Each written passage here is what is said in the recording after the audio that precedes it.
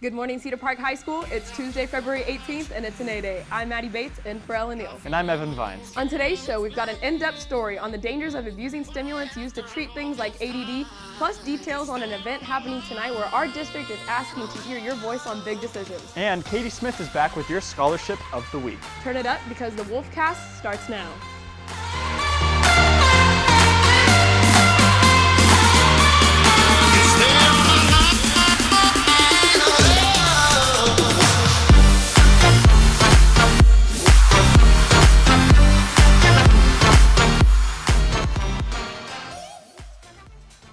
Stimulants have been used to treat attention deficit disorder since the 1960s and have tremendously helped students and adults with this disorder in their academics and the workforce. With that being said, they have recently become an attractive tool for students wanting to get ahead by using them recreationally.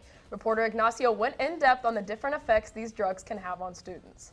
Thanks, Addie. I spoke to a student with a prescription and a psychiatrist, Dr. Hockman, of the risks that come when taking this medication recreationally. Stimulants such as adderall, Ritalin, Vyvanse, and Concerta have helped and massively improved the lives of many people with ADHD by helping them work more efficiently and get a hold of everyday activities. I've been taking Adderall for about a year ever since I was diagnosed with ADD. Unfortunately, this medication is often given to the wrong people, especially students in college or high school that use it recreationally while not having a prescription. However, this is extremely dangerous and can have some serious side effects that might even affect them permanently. Whether you have ADHD or not, your performance might be enhanced by stimulants, which is why people abuse them all the time. So people abuse them in a school setting because they want to get better test scores or study better. I do know some people who use it recreationally to get their work done or cram for a test. I think if you do it recreationally, you need to make sure that you know the consequences and what it can do to your brain. So stimulants in high school and especially younger as well can really stunt growth.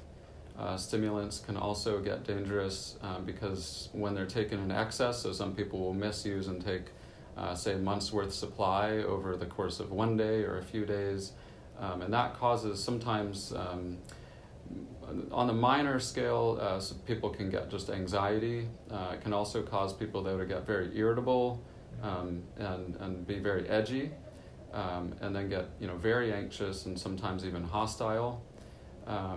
Stimulants in very high doses also, I've treated several people on psychiatric wards where people are actually getting psychotic or manic, and they have ongoing persistent symptoms where it presents like the person's manic, but they go in and out for the rest of their lives. The way I call it for people to really understand what it is without getting very technical is just frying their brain. And you actually lose those neurons, so you're left really further back than where you started.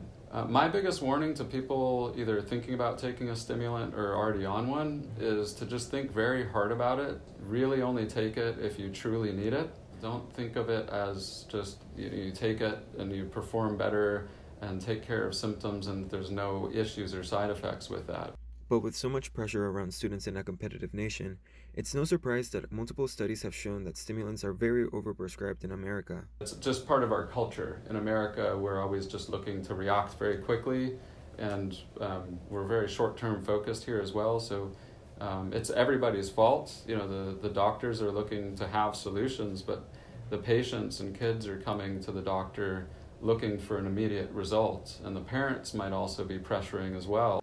Remember that selling this medication is illegal and may harm others. And if you or somebody you know is struggling from addiction, give Dr. Hockman's website a visit at selfrecovery.org. Self-recovery makes a difficult process simple by seamlessly integrating all the best proven strategies. Having an open conversation about changes that could be made is something our district is striving for. Tonight's community conversation is a night where representatives in Leander ISD are going to different schools in the district to talk about changes that could be made in our school, as well as feedback from the community. The goal of this conversation is to see the direction that we want to go in as a district. Students, parents, teachers, or even your own neighbors can give feedback. They want feedback about what the community would like to see in our schools and what the community feels are the priorities and the direction that we would like to go. The event is here at Cedar Park High School in the cafeteria from 6 to 7:30. Robotics held its annual chili cook-off and robot reveal over the weekend. More than 15 entries were submitted, but Miss Sylvester's Rex Chili came away with the golden ladle. The team raised over $2,000 to help with the competition costs, tools, and materials for the robot. You can catch the next chili cook-off this time next year. We also want to give a quick shout out to the Celebrities Dance Team as they placed 8th out of 51 teams this past weekend at the Crowd Pleasers Dance Contest in Seguin. That's right, the officers placed 6 out of 21 officer lines, and solo finalists included Lexi Hall, Riley Tonico, and Sydney Polson. Congrats, ladies. Next, Kylan Manning has the top 3 things you need to know this morning. But first, a quick word from our sponsor. Smoky Moe's Barbecue, the best barbecue that money can buy. Proudly supporting Cedar Park High School.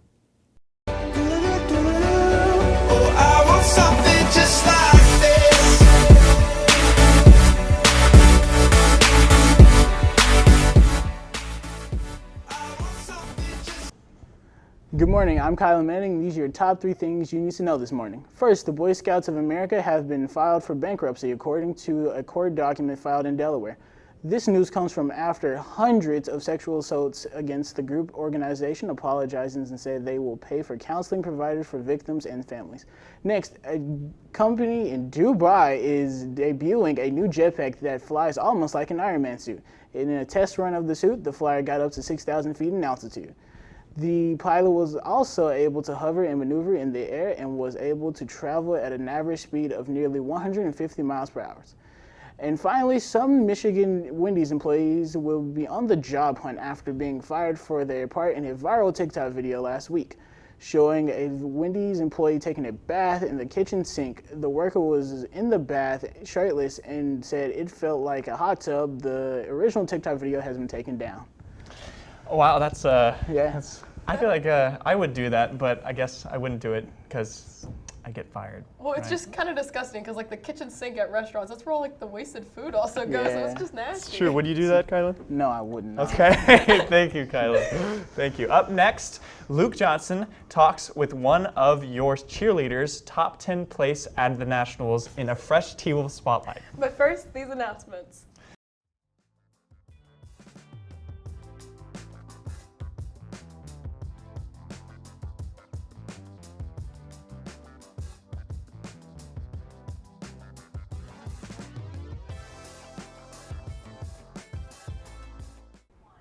Good morning, Cedar Park. I'm Luke Johnson, and welcome to the T-Wolf Spotlight. I'm joined this morning by junior Lauren Brown, and she'll talk to us about Cheer's latest competition. So, tell me where you went for your competition. We went to Disney World in Orlando, Florida.